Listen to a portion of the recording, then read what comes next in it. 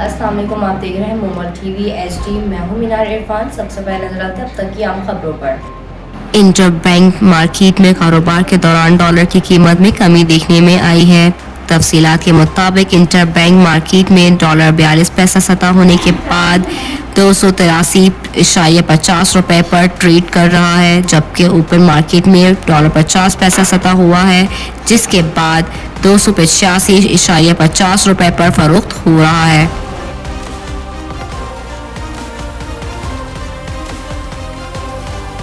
اسلام آباد وفاقی وزیر داخلہ اور مسلم لیگ نون کے رہنما سرانہ ثناء اللہ کا کہنا ہے کہ عمران خان کو بلاخیر گرفتار ہو ہی جانا ہے۔ بکرے کی ماں کب تک خیر منائے گی؟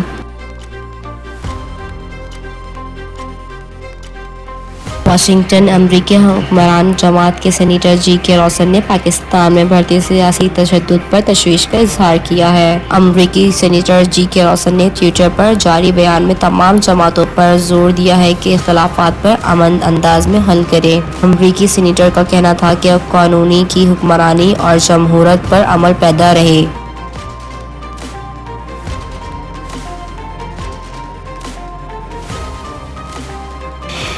اسلام آباد۔ پاکستان کے پیشگی اقدامات سے آئی ایم ایف تاحال مطمئن نہ ہو سکا۔ آئی ایم ایف کو مطمئن کرنے کے لیے شرعی سود مزید بڑھانے کا امکان ہے۔ جی ٹی وی چینل کے مطابق ذرائع کا کہنا ہے کہ آئی ایم ایف نے شرعی سود 4% تک بڑھانے کی نشاندہی کی تھی۔ آئی ایم ایف نے مہنگائی کے حساب سے شرعی سود مقرر کرنے کا مطالبہ کیا تھا۔ ذرائع کا کہنا ہے کہ بینک 4 اپریل کو مانیٹری پالیسی کمیٹی کا اجلاس بلائے گا۔ آئی ایم ایف پروگرام بحال کرنے کے شرعی سود مزید 2% بڑھنے کا امکان ہے۔